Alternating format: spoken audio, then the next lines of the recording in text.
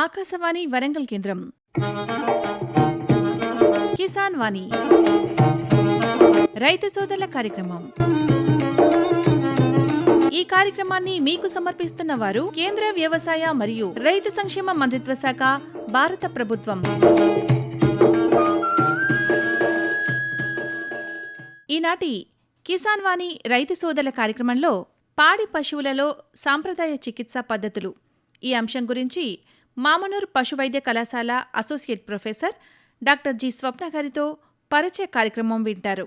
అనంతరం గొర్రెల పెంపకంలో అనుభవాలు ఆత్మకూరు మండలం పెంచకలపేట గ్రామ రైతు కనకయ్య గారితో పరిచయ కార్యక్రమం వింటారు. పరిచయకర్త అర్షం సదానందం గారు. శ్రోతలు ఇప్పుడు కొన్ని ప్రకటనలు వింటారు. సర్వోత్తమ రైతు పురస్కారం లభించింది హరికి. హరి, మీ విజయ రహస్యం ఏమిటో చెప్పండి. రైతు మిత్రులారా, మీరు కూడా మీ పొలాల్లో అధిక పంటను పండించగలరు. అదెలా? ఎప్పుడు ఏ సమస్య వచ్చినా వెంటనే కలపండి ఈ నెంబరు 1800 ఇది ఎవరి నంబర్ బాబు? కిసాన్ కాల్ సెంటర్ది. అక్కడ విశేషజ్ఞులు మీ పొలం సమస్యలకు వెంటనే పరిష్కారం చెప్తారు. అదేంటయ్యా, విశేషజ్ఞులు అన్ని సమయాల్లోనూ దొరుకుతారా? తప్పకుండా దొరుకుతారు. ఏడాదిలో 365 రోజులును, అది కూడా ఉదయం 6 గంటల నుంచి రాత్రి 10 గంటల దాకా.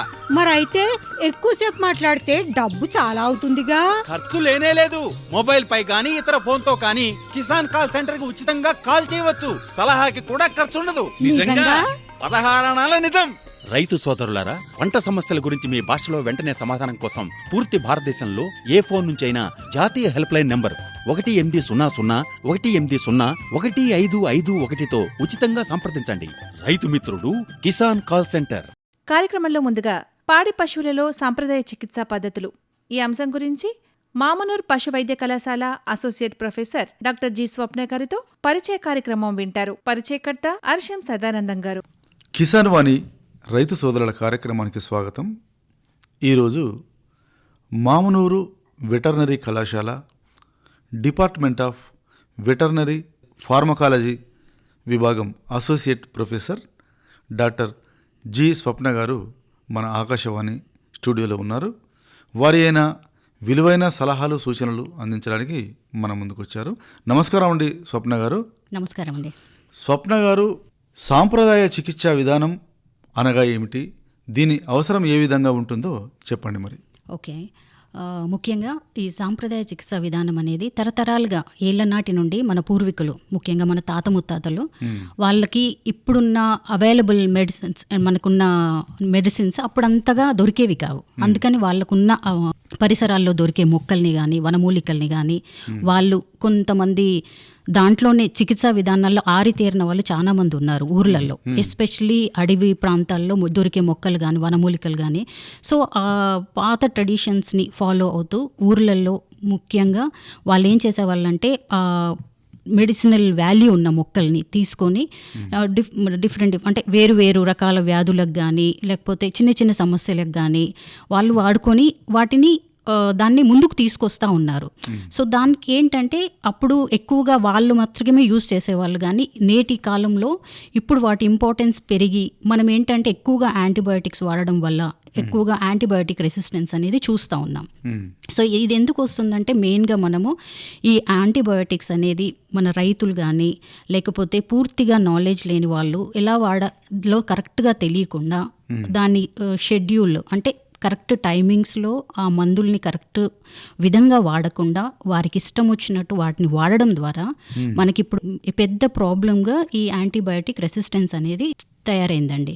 సో మనం ఏం చేయాలి అంటే దీన్ని అవాయిడ్ చేయాలి అంటే ఈ మోడర్న్ మెడిసిన్స్తో పాటు మనకు చిన్న చిన్న సమస్యలు ఏమన్నా పశువులలో వచ్చినప్పుడు ప్రతిదానికి మనం యాంటీబయాటిక్స్ కానీ పెద్ద పెద్ద మందుల వైపు వెళ్లకుండా చిన్న చిన్న మన ఇంట్లో దొరికే వస్తువులతో కానీ మన కిచెన్ ఈజ్ మెడికల్ హాల్ అని అంటామండి. మిరియాలు కానీ లేకపోతే మెంతులు కానీ ధనియాలు కానీ దాల్చిన చెక్క కానీ వీటన్నిటికీ ప్రతి ఒక్క దానికి మెడిసినల్ వాల్యూ అనేది ఉంది. సో ప్రతి ఒక్క దానికి దాని విధంగా మనం కరెక్ట్గా యూజ్ చేసినట్లయితే చిన్న చిన్న సమస్యలను మనం ఈజీగా అధిగమించవచ్చు. పెద్ద ప్రతి ఒక్క దానికి యాంటీబయాటిక్స్ లేకపోతే పెద్ద మెడికేషన్స్ వాడి అనవసరంగా ఒక ఫార్మర్కి అనవసరమైన ఖర్చు, అదేవిధంగా యానిమల్కి ఏమో దాని శరీరంలోకి అనవసరమైన బయట ఫారిన్ వస్తువులను మనం చొప్పించడంతో దానికి మనం హామ్ చేసిన వాళ్ళం అవుతున్నాం తప్పితే దానికి లాభం చేసిన వాళ్ళం అవ్వట్ల. సో వీటినన్నిటిని మనము ఓవర్కమ్ అవ్వాలి అంటే ఈ మనకి ఏవైతే పూర్వీకులు వాడిన వాటిని మళ్ళీ రీయూజ్ చేస్తూ ఆల్రెడీ వీటిని పైన చాలా కొంతవరకు సైంటిఫిక్ స్టడీస్ కూడా జరిగి చాలా మట్టుకు ఇవి ప్రూవెన్ కింద వచ్చిన వనమూలికలేనండి. సో అట్లా మంచి scientific boards like National Dairy Development Board వాళ్ళు కానీ వీళ్ళంతా కూడా చాలా వర్క్ చేసి దాంట్లో కరెక్ట్గా ప్రూవ్ అయిన వాటిని మన వాడుకలోకి తీసుకొస్తున్నారు. సో మనం ఏంటంటే ప్రతిదానికి యాంటీబయాటిక్స్ వైపు వెళ్లకుండా ఇలా చిన్న చిన్న సమస్యలకు మనం వీటిని వాడుకుంటే మనకు మంచి ఉపయోగాలు ఉంటాయి. ప్లస్ రైతుకు మనము డబ్బులు ఆదా చేసిన వాళ్ళం అవుతాము. యానిమల్ని కూడా అనవసరమైన మెడిసిన్స్తో వాటిని శరీరాన్ని ఇబ్బంది పెట్టకుండా చిన్న వాటికి వీటిని వాడుకొని మనము మంచిగా ట్రీట్మెంట్లో వీటిని ఉపయోగించుకోవచ్చండి. ఈ యొక్క పొదుగువాపు వ్యాధి నివారణకు వాడే సాంప్రదాయ చికిత్సా విధానం గురించి చెప్పండి మరి. సో మనము ఎక్కువగా అంటే ఊర్లలో మనం చూసినప్పుడు రైతులు మెయిన్గా పశువుల్ని పెంచుకునేది పాల ఉత్పత్తి కోసం అండి. సో వాళ్ళు ఏంటంటే ఉన్న 2-3 పాలిచ్చే గేదెలు కానీ ఆవులు కానీ ఉన్నప్పుడు మెయిన్ వాళ్ళ కుట్టంలో కట్టేయడము, లేకపోతే వాళ్ళకున్న చిన్నపాటి స్థలంలో వాటిని కట్టేయడం వలన అవి అపరిశుభ్రంగా ఉంటాయి స్థలాలు. సో వారికి అవగాహన లేకపోవడం వల్ల కావచ్చు, లేకపోతే ఆ మెయింటెనెన్స్ అంటే కరెక్ట్గా ఆ షెడ్స్ని మెయింటైన్ చేయలేకపోవడం వల్ల కావచ్చు. కానీ మనకు మెయిన్గా ఈ పొదుగువాపు వ్యాధి అనేది వస్తుందండి. సో దీంతో పాటు ఇంకా పొదుగు సమస్యలు కూడా చాలా ఉంటాయండి. మూలలు మూసుకుపోవడం కానీ, లేకపోతే ఆ పొదుగు చుట్టూ నీరు చేరడం కానీ. సో మొత్తంగా ఫార్మర్స్ ఎక్కువగా ఫేస్ చేసే ప్రాబ్లం అండి పొదుగువాపు వ్యాధి. ఇది ఉన్నప్పుడు ఏమవుతుందంటే మనకు ఆ పొదుగంతా ఎర్రగా మారడము, ఇట్లా వెచ్చగా ఉండడము, మళ్ళీ ఆ పాలు పితకడానికి ఆ రైతు వెళ్ళినప్పుడు అది సహకరించకపోవడము, ఇవన్నీ మనం చూస్తూ ఉంటాం. సో దానికి ఉన్న ఇబ్బందిని మనము తొలి దశలో గమనించినట్లయితే, అంటే మీకు పాలు సరిగ్గా పెండనివ్వట్లేదు నొప్పి ద్వారా, ప్లస్ మనము పాలు పిండినప్పుడు పాలల్లో కుదుపులు కానీ రక్తం చారలు కానీ ఇవన్నీ మనకు కనిపించినప్పుడు మనం తొలి దశలో వాటిని గుర్తించి మనం సరి అయిన ట్రీట్మెంట్ మొదలు పెట్టామనుకోండి, అది క్రానిక్ స్టేజ్ అంటే ఏంటంటే మనం దాన్ని చూడకుండా అలాగే వదిలేసామనుకోండి, అది క్రానిక్ అయిపోయి మనకు పూర్తిగా యానిమల్ మనకు పాలు ఇవ్వని స్టేజ్కి వెళ్ళిపోతుంది. సో అది ఫార్మర్కి చాలా లాస్ అండి.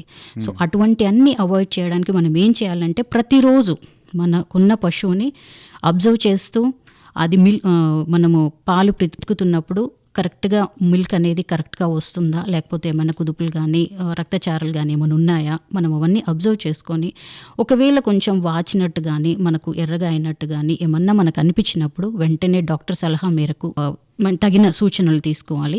Plus at the same time కొన్ని సాంప్రదాయ పద్ధతులు కూడా ఉన్నాయండి. సో దీనికి ముఖ్యంగా మనము ఇంట్లో మనకి పెరట్లో అన్నీ దొరుకుతాయండి. ఒక వాటర్ పేస్ట్ లాంటివి తయారు చేసుకుంటాం. ఇది మనం వాటర్లో కలిపైనా దాన్ని వాడచ్చు, లేకపోతే నూనెలో అయినా ఆ పేస్ట్ని కలిపి, ముఖ్యంగా దానికి కావాల్సింది మనకు ఆలోవెరా అంటారు కదండి, కలబంద, దాని యొక్క స్టెమ్ ప్లస్ పసుపు, కొంచెము సున్నము. సో దాంతోపాటు మనకు కావాల్సింది దీంతోపాటు సపరేట్గా కొన్ని నిమ్మకాయలు కూడా దానికి మనము దవడలో పెట్టాలండి. సో ఈ పేస్ట్ని మనం ఎలా చేస్తామంటే ఆ కలబంద అది ఉంటుంది కదా ఆ బద్ద, దాన్ని ఒక 250 grams అంటే ఒక 1/4 కిలో అనుకోండి, అదొక 1/4 కిలో.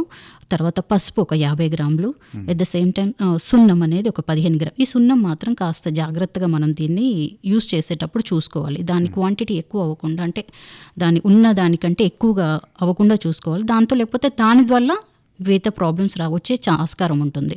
సో కరెక్ట్గా ఒక 1/4 కిలో కలబంద అది, ప్లస్ ఒక పసుపు ఒక 50 grams, సున్నం ఒక 15 grams. ఇవి తీసుకొని మనం ఏంటంటే ఫస్ట్ ఆ కలబందకి ఉన్న ముళ్ళు లాంటివి ఉంటాయి కదండి సైడ్స్కి, వాటినంతా తీసేయాలి. తీసివేసేసి చిన్నగా ముక్కల్లాగా కట్ చేసుకొని మనం మిక్సీ అయితే మిక్సీ, మనకున్న అవసరాన్ని బట్టి దాన్ని ముక్కలుగా చేసుకొని దాంతోపాటు పసుపు ఈ సున్నాన్ని కూడా కలిపి పేస్ట్ లాగా చేసుకోవాలండి. ముక్కలుగా చేసుకొని పేస్ట్ లాగా కలిపి, ఈ పేస్ట్ని మనం ఏం చేస్తామంటే ఈ పేస్ట్ పొదుగుకు అప్లై చేయకంటే ముందు మంచిగా దాన్ని క్లీన్ చేసుకోవాలి. పొదుగును ఫస్ట్ ఏంటంటే నీట్గా దాన్ని ఏది లేకుండా పేడ కానీ అదున్న పరిసరాల్లో ఉన్న వేస్ట్ అంతా అక్కడ ఉన్నదంతా సరిగ్గా క్లీన్ చేసుకొని చక్కగా ఆరిన తర్వాత ఏదైతే మనమైతే ఈ కలబంద గుజ్జుతో చేసిన మిశ్రమం అయితే ఉంటుందో ఆ మిశ్రమం ఎర్రగా మారుతుంది. సో దాన్ని ఏం చేస్తామంటే కొద్దిపాటి నీళ్ళల్లో ఆ పేస్ట్ని కలిపి వలయాకారంలో పొదుగు మీద రోజుకి ఒక 10 సార్లు ఒక 5 రోజులు అలా రిపీట్ చేసామనుకోండి, ఉన్న సివియారిటీని బట్టి, అంటే అది ఏ స్టేజ్లో ఉందా దాన్ని బట్టి, అక్యూటా లేకపోతే కొంచెం ముందుకెళ్ళిందా దాన్ని బట్టి మనకు మంచి రిజల్ట్స్ అనేవి వస్తాయండి. సో ఇది ఒక విధంగా మనము దీన్ని వాటర్తో ప్రిపేర్ చేసుకోవచ్చు. ఎట్ ద సేమ్ టైం ఇదే మిశ్రమాన్ని మనము ఆయిల్తో కూడా కలిపి ఇవ్వచ్చండి. దాన్ని చేయడానికి కూడా సేమ్ ఈ కలబంద మట్టలు ఉంటాయి కదా, వీటిని ఒక 1/4 kilo, at the same time పసుపు కూడా ఒక 50 గ్రాములు చొప్పున, సున్నం ఒక 15, దానిలాగానే పేస్ట్ లాగా చేసుకొని ఆ పేస్ట్ని మన ఆవ నూనె కానీ నువ్వుల నూనె కానీ సో దాంట్లో కలిపి ఒక పూతలాగా మంచి వలయాకారంలో ఆ పొదుగు చుట్టూ చక్కగా రోజుకు 10 సార్లు 5 రోజుల చొప్పున మనము ఇచ్చామనుకోండి, సో మనకు ఆ రిజల్ట్స్ అనేది దానికున్న సివియారిటీని బట్టి మనం రిజల్ట్స్ మంచిగా చూడవచ్చు. ఇది ఆల్రెడీ మంచిగా ప్రూవ్ అయినవి. కానీ మనం ఏంటంటే ముందుగా ఆ వ్యాధిని గుర్తించి దీన్ని మనం కరెక్ట్గా పాటించినట్లయితే మనము రిజల్ట్స్ కూడా మంచిగా అబ్జర్వ్ చేయొచ్చు. ఈ పొదువాపు వ్యాధి మనము ఆయిల్ బేస్డ్, చమురు బేస్డ్ కూడా మనం దీన్ని 2 విధాలుగా ప్రిపేర్ చేసుకోవచ్చు.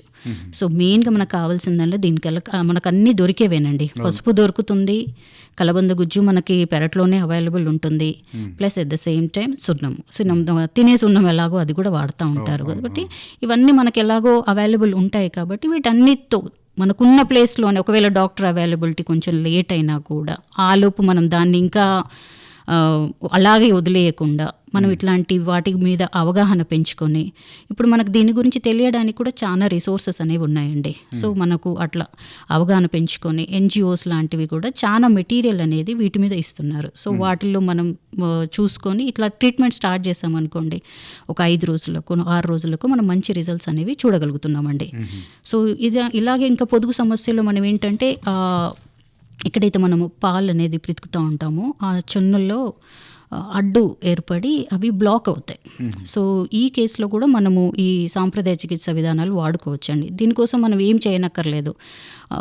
వేపాకుది అది రెమ్మ ఉంటుంది కదండి, సో ఆ రెమ్మను ఒకటి ఫ్రెష్ది తీసుకొని, సో దానికి ఏం చేస్తామంటే మనము ఆ చిన్న సైజు ఉంటుంది కదా, ఆ టీట్ సైజ్ ప్రకారంగా ఆ వేప రెమ్మను కట్ చేసుకొని దాన్ని మనం ఏం చేస్తామంటే పసుపు, వెన్న ఈ 2 పేస్ట్ చేసుకొని అది మంచిగా ఆ వేప రెమ్మకి మంచిగా దాన్ని రౌండ్గా పెట్టేసి మనం ఏదైతే చెన్ను మునలో దాన్ని పెట్టేసి మనకు యాంటీ క్లాక్ వైజ్ డైరెక్షన్లో మన చెన్ను ములను దీన్ని పెట్టి మనం వాడామనుకోండి, సో దాన్ని ఏదైతే అడ్డంకులు ఉన్నాయో ఆ బ్లాక్స్ని కూడా మనము క్లియర్ చేసుకోవచ్చండి.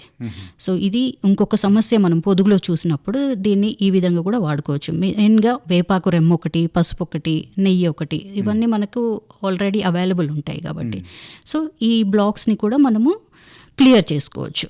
అదే సమయంలో ఇంకొకటి ఏంటంటే ముఖ్యంగా పొదుగు దగ్గర వచ్చే సమస్యలు ఏంటంటే పొదుగు పక్కన అప్పుడప్పుడు నీరు చేరుతూ ఉంటుంది. బికాస్ ఆఫ్ ఇన్ఫెక్షన్స్లో కానీ ఏదైనా ఇన్ఫ్లమేషన్ శరీరంలో చేరినప్పుడు ఏమవుతుందంటే ఫస్ట్ మనం నిర్ధారించుకోవాలి ఇది పొదుగువాపు వ్యాధా కాదా అనేది నిర్ధారణ చేసుకున్న తర్వాత ఒకవేళ మనం ఆ వాపును అబ్జర్వ్ చేసుకున్నప్పుడు దాన్ని కూడా మనము ఈ చికిత్సా విధానంలో మనము దీన్ని ట్రీట్ చేసుకోవచ్చండి. సో దీనికి కావాల్సింది ఏంటంటే జస్ట్ మనకు ఆవ నూనె కానీ లేకపోతే నువ్వుల నూనె ఒక 1/4 కిలో అనుకోవచ్చు. సో దీనికి మనము పసుపు, వెల్లుల్లి కొన్ని రెబ్బలు అనుకోండి. సో మనం ఏం చేస్తామంటే ఫస్ట్ ఈ నూనెని కాస్త వేడి చేస్తాం, మరి దాన్ని బాయిల్ చేయకుండా వేడి చేస్తాం. వేడి చేసిన నూనెలో ఈ వెల్లుల్లి రెబ్బలు అనేది వేసి చక్కగా కలుపుతూ మనకు ఆ స్మెల్ అనేది వస్తుంటుంది కదా, ఆ వాసన వచ్చేంత వరకు దాన్ని అలాగా ఉంచేసి మనం ఏం చేస్తామంటే అది మరగనివ్వకూడదు. వాసన వచ్చినప్పుడు దాన్ని చల్లారనిచ్చి తర్వాత మనము ఎక్కడైతే నీరు చేరిన ప్రదేశం ఉందో పొదుగు చుట్టూ దాని మీద దీన్ని మనము అప్లై చేసినాం అనుకోండి, సో మనకు రిజల్ట్స్ అనేవి మంచిగా వస్తాయండి. సో మనం ఏంటంటే దీనికంటే ముందు అసలు ఏం జరుగుతుందనేది కరెక్ట్గా మనము ఫార్మర్ దగ్గర మనము ఆయన చెప్పిన లక్షణాలు అనేది కరెక్ట్గా చూసుకొని మనం ఏ మెథడ్ అనేది అప్లై చేయాలో చూసుకొని మనము ప్రతి ఒక్కటి ఇంట్లో దొరికే వాటితో మనం దీన్ని ఇంట్లోనే మనము యానిమల్కి ట్రీట్మెంట్ ఇవ్వచ్చండి. పెద్దగా యాంటీబయాటిక్స్ కోసం అని లేకపోతే వేరే వేరే మందుల కోసం ఎక్కువగా డబ్బులు ఖర్చు చేయకుండా మన ఇంట్లో దొరికే చిన్న చిన్న మూలికలతో లేకపోతే మన కిచెన్లో దొరికే వాటితో మనము ప్రాబ్లం పెద్దగా కానంత వరకు మనం దీన్ని ట్రీట్ చేసుకోగలుగుతాం. ఈ పశువులలో సమయానికి ఈదకు రాకపోవడానికి గల కారణాలు మరియు చికిత్సా విధానం గురించి చెప్పండి. మెయిన్గా మనము రిప్రొడక్టివ్ ప్రాబ్లమ్స్ అంటామండి. మెయిన్గా గేదెల్లో చూస్తాము, ఆవుల్లోనూ చూస్తాం. అవి కరెక్ట్గా ఫస్ట్ 1.5 year కానీ గేదెల్లో అయితే 3 years తర్వాత అవి ఎదకు రావాలి, మనకు వాటి గర్భం దాల్చాలి, తర్వాత మనకు మిల్క్ ప్రొడక్షన్ అనేది ఉండాలి. కానీ మేజర్గా మనము ఫీల్డ్లో చూస్తున్న ప్రాబ్లమ్స్ ఏంటంటే పశువులు కరెక్ట్ టైంకి ఎదక రాకపోవడం. మెయిన్గా మనం ఏంటంటే దానాలో సరి అయిన న్యూట్రిషన్ పోషణ లైక్ కాల్షియం కానీ ఫాస్ఫరస్ కానీ మ్యాగ్నీషియం కానీ ఆ లవణాలు అనేవి కరెక్ట్గా మనం వాటికి ఇచ్చి మనము పోషణలో దానా కానీ ఎండుగడ్డి పచ్చిగడ్డి కాన్సన్ట్రేట్ ఫీడ్ పప్పులు ఇవన్నీ మనం దానాలో కరెక్ట్ రేషియోలో వాటికి ప్రొవైడ్ చేస్తే మనము దీనిని మ్యాక్సిమం ఎదకు తీసుకురావడానికి ఛాన్సెస్ ఉంటాయి. కానీ ఏంటంటే మనము పోషణ కరెక్ట్గా ఉండదు. మనం మ్యాక్సిమం ఫార్మర్స్ ఏం చేస్తారంటే వాళ్ళ దగ్గర ఉన్న ఎండుగడ్డి కానీ పచ్చిగడ్డి మాత్రం పశువులకు ఇస్తూ ఉంటారు. కానీ న్యూట్రిషన్ ఎక్కువగా అంటే న్యూట్రిటివ్ వాల్యూస్ దానాలో మంచి ఖనిజాలు ఉండేవి మనము జనరల్గా ప్రొవైడ్ చేయం యానిమల్స్కి. సో ఈ కారణాన్ని బట్టి పశువులు కరెక్ట్ టైంకి ఎదకు రాకపోవచ్చు. స్వప్న గారు, మీదైన విలువైన సమయాన్ని ఆల్ ఇండియా రేడియో కేటాయించి చాలా చక్కటి సలహాలు సూచనలు అందించారు. సాంప్రదాయ చికిత్సా విధానం గురించి మంచి సలహాలు ఇచ్చారు. మీకు ప్రత్యేక ధన్యవాదాలండి. నమస్కారం. నమస్కారం అండి. ఇంతవరకు శ్రోతలు పాడి పశువులలో సంప్రదాయ చికిత్సా పద్ధతులు ఈ అంశం గురించి మామనూర్ పశు వైద్య కళాశాల అసోసియేట్ ప్రొఫెసర్ డాక్టర్ జి స్వప్న గారితో పరిచయ కార్యక్రమం విన్నారు. పరిచయకర్త అర్షం సదానందం గారు. శ్రోతలు ఇప్పుడు కొన్ని ప్రకటనలు వింటారు. ప్రధానమంత్రి కిసాన్ సమ్మాన్ నిధి ఈ పథకం కింద 2 హెక్టార్ల వరకు పొలం కలిగిన రైతుల కుటుంబాలకు ఏడాదికి 6,000 రూపాయలు చెల్లించడం జరుగుతుంది. అది అర్హత గల రైతులకు 2,000 రూపాయల చొప్పున 3 వాయిదాల్లో నేరుగా వారి ఖాతాల్లో జమ చేయబడుతుంది. ఈ సన్న చిన్నకారు రైతుల కుటుంబాలను రాష్ట్ర ప్రభుత్వాలు ఎంపిక చేస్తున్నాయి. ఈ పథకం యొక్క పూర్తి ఖర్చును భారత ప్రభుత్వం భరిస్తోంది. ప్రధానమంత్రి కిసాన్ సమ్మాన్ నిధి రైతుల వ్యవసాయానికి సరికొత్త గౌరవం. వ్యవసాయ మరియు రైతు సంక్షేమ మంత్రిత్వ శాఖ భారత ప్రభుత్వం ద్వారా జనహితార్థం జారీ. ఇప్పుడు వినండి గొర్రెల పెంపకంలో అనుభవాలు. ఆత్మకూరు మండలం పెంచుకలపేట గ్రామ రైతు కనకయ్య గారితో పరిచయ కార్యక్రమం. పరిచయకర్త అర్షం సదానందం గారు. ఈరోజు ఆత్మకూరు మండలం పెంచుకలపేట గ్రామానికి చెందిన కనకయ్య గారితో పరిచయ కార్యక్రమం ఉంటుంది. మరి పరిచయంలో భాగంగా గొర్రెలను పెంచుకునే విధానం మరియు గొర్రెల్లో తీసుకోవాల్సిన జాగ్రత్తలపై కనకయ్యని అడిగి తెలుసుకుందాం. మరి నమస్కారం అండి కనకయ్య గారు. నమస్కారం.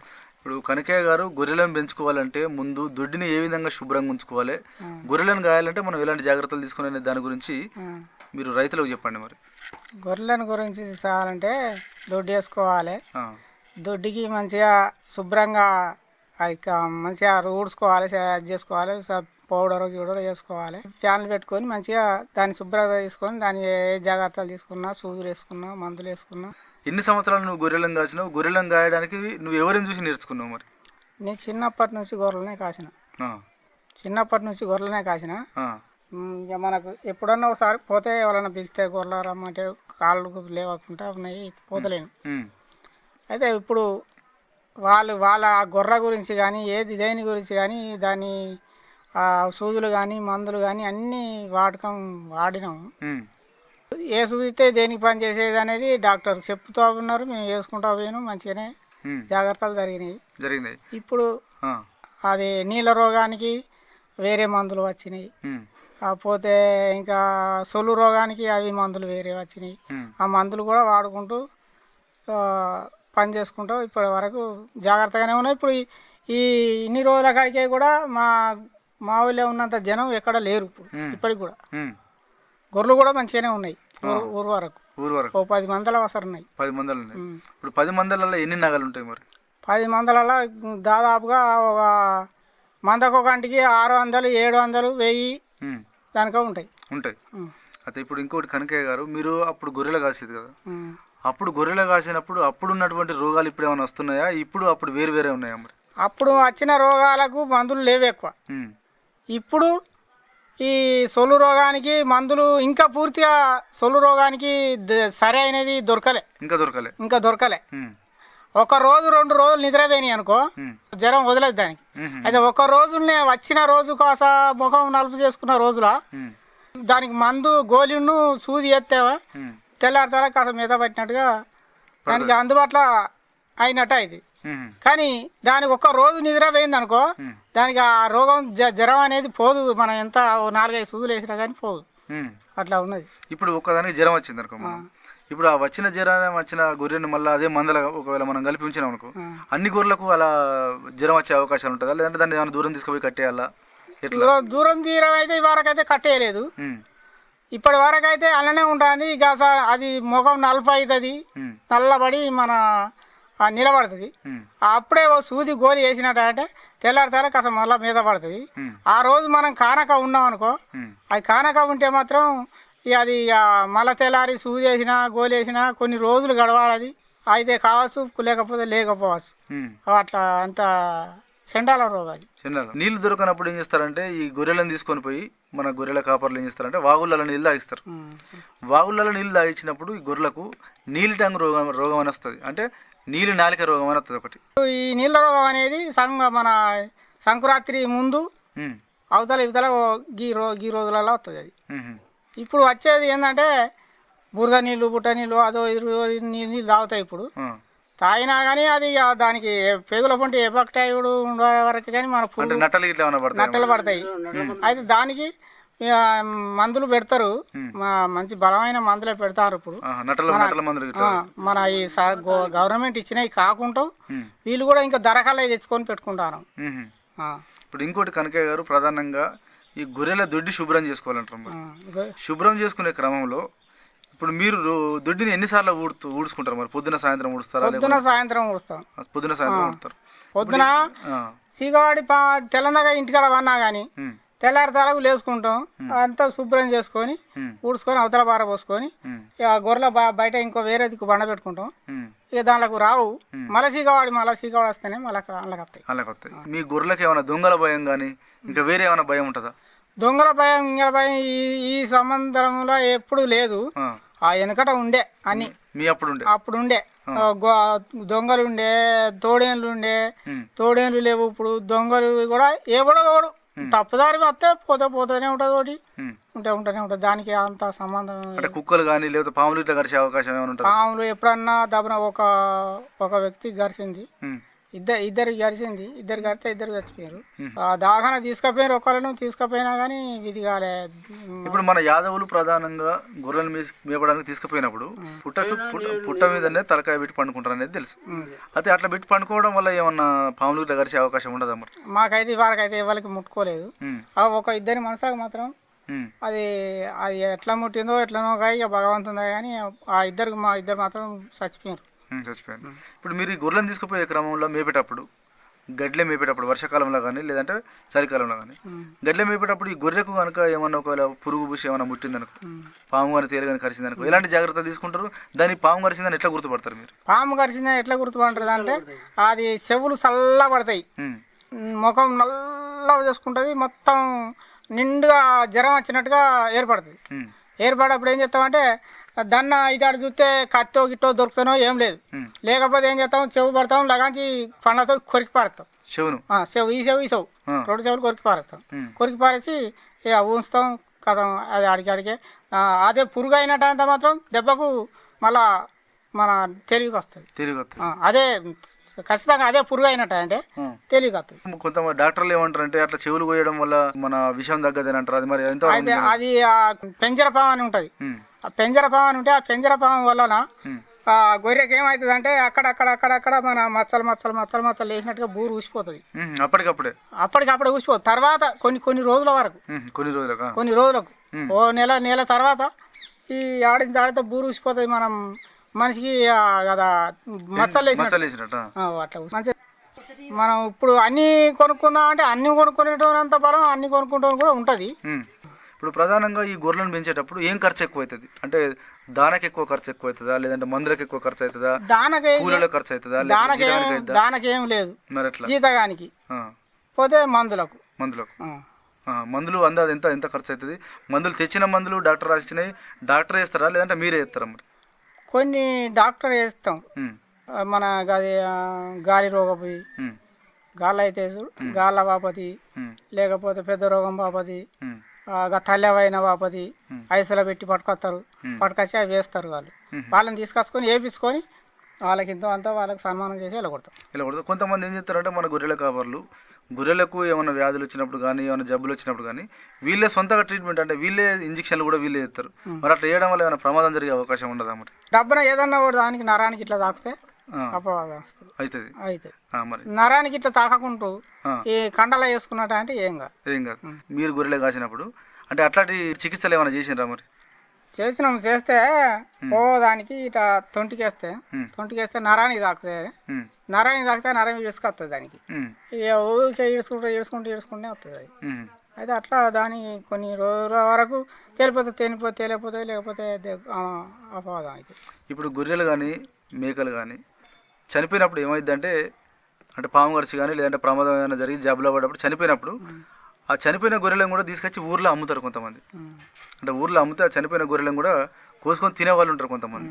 అట్లా చనిపోయిన గొర్రెలు తిన్న వాళ్ళకి ఏమన్నా జబ్బులు వచ్చే అవకాశం ఉంటుందా? మరి మేము వచ్చినాయి ఇట్లా ఇచ్చిండు, పలానోడు ఇచ్చిండు, ఇట్లా వచ్చినాయి సత్తే మాత్రం మేము తిన్నాం, తింటే మాకు అపవాదం జరిగిందన్న మానవుడు అయితే లేడు. ఇప్పుడు కొంతమంది డాక్టర్లు ఏమంటారు అంటే పాము కరిచిన గొర్రెను కూడా తీసుకొచ్చి అట్లా ఊర్లో తినడం వల్ల జబ్బులు వస్తాయి, వాళ్ళకు కూడా కొన్ని రోజులకు వస్తాయి అని అంటారు. మరి మీరు ఎందుకు అది పాటిస్తలేరు? మరి అది మేమైతే పాటిస్తలేదు సార్. అది ఎందుకంటే ఎవరైనా వచ్చిందని 10కో 5కో అమ్ముకుందాం. ఒకసారి వాడు ఏమి ఎక్కున్నా ఓసారి టైంలో ఊకుంటాం. గాలి అవుతుంది. దాంతో పాటు ఇంకో పెద్ద రోగం అని కూడా తల్లి. పెద్ద రోగం అంటే నీళ్ళు వస్తాయి, బయలుపోతుంది. అది పెద్ద రోగం. మూతికి ఇట్లా మూతిలో పుండ్ల బాపది ఇది సొల్లు రోగం అంటారు. ఇప్పుడు ఇది వచ్చినప్పుడు ఈ తల్లి అయినప్పుడు గొర్రె కూడా చనిపోయే అవకాశం ఉంటుంది. ఈ గొర్రె చనిపోక ముందుకు ఈ తల్లి అయిన గొర్రె ఒక్క గొర్రెకు తల్లి అయితే మంద మొత్తంలో తల్లి అయ్యే అవకాశం ఉంటుంది. ఒక్క గొర్రె అది తల్లి అయితే దాన్ని మంచిగా నిండుకున్నాక ఏం చేస్తామంటే ఇంజక్షన్ ఇచ్చే మా వాళ్ళు కొందరు ఉంటారు. అట్లా అయితే డాకు మనిషిని తీసుకొస్తాం. డాకు మనిషిని తీసుకొచ్చి దీన్ని అంతా ఇట్లా రాక్కుంటూ ఈ బూరంతా పీకుతాం. ఇది బూరంతా పీకి ఒకటి ఈ శాఖలు ఉంటుంది, ఇట్లా తీసుకుంటా నీళ్ళలో పాలల్లో కలుపుకుంటా ఇట్లా తీసుకుంటా పాలల్లో కలుపుతాం. పాలల్లో కలిపి దాన్ని ఈ చెవుకు కొస చెవుకు ఏం చేస్తామంటే దాంతో గోరగల్ల ఉంటుంది, ఇట్లా అని ఆ సుక్క తీసి పెంచగలిపేట రైతులు కానీ జిల్లా రైతులు కానీ తప్పకుండా గొర్రెలను పెంచి మంచిగా దిగుబడి తీస్తూ డబ్బులు సంపాదిస్తారని కోరుకుంటూ ధన్యవాదాలండి. నమస్కారం. ఇంతవరకు శ్రోతలు గొర్రెల పెంపకంలో అనుభవాలు ఆత్మకూరు మండలం పెంచుకలపేట గ్రామ రైతు కనకయ్య గారితో పరిచయ కార్యక్రమం విన్నారు. పరిచయకర్త అర్షం సదానందం గారు. శ్రోతలు ఇప్పుడు కొన్ని ప్రకటనలు వింటారు. కిసాన్ భాయియో గాట్ బాంధ లో बात बहुत है काम की, समृद्धि के पैगाम की। मिट्टी के मिजाज को समझो, मिट्टी के हर राज को समझो, मिट्टी की तुम जांच कराओ, मुफ्त सॉइल हेल्थ कार्ड ले जाओ। कभी मुनासिब बीज लगाओ, सही किस्म की खाद ले आओ, जितनी जरूरी उतनी डालो, सही मात्रा खुद पहचानो, इसको अपना मंत्र बना लो, मिट्टी की सेहत तो जानो। बात बहुत है काम की, कम लागत अधिक वरदान की, किसान भाइयों गांठ बांध लो। आज ही मिट्टी की जांच कराएं, राज्य सरकार के कृषि अधिकारी से संपर्क करें और मुफ्त में सॉइल हेल्थ कार्ड पाएं। कृषि और किसान कल्याण मंत्रालय द्वारा किसान हित में जारी। ఇంతటితో ఈనాటి కిసాన్ వాణి రైతు సోదరుల కార్యక్రమం సమాప్తం. ఈ కార్యక్రమాన్ని మీకు సమర్పించిన వారు కేంద్ర వ్యవసాయ మరియు రైతు సంక్షేమ మంత్రిత్వ శాఖ, భారత ప్రభుత్వం.